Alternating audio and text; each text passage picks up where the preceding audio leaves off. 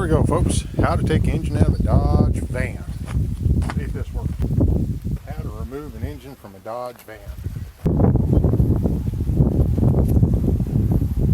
Disconnect everything. Then when you're lifting it, disconnect what you forgot.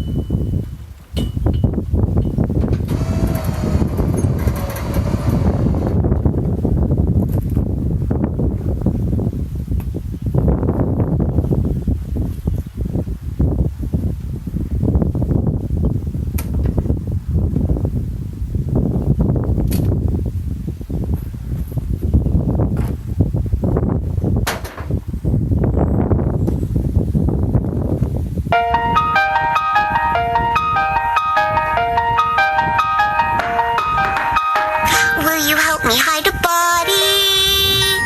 Come on, we can't delay. No one can see him on the floor. Get him out the door before he can decay. I thought you were my buddy. We won't get caught. Just help me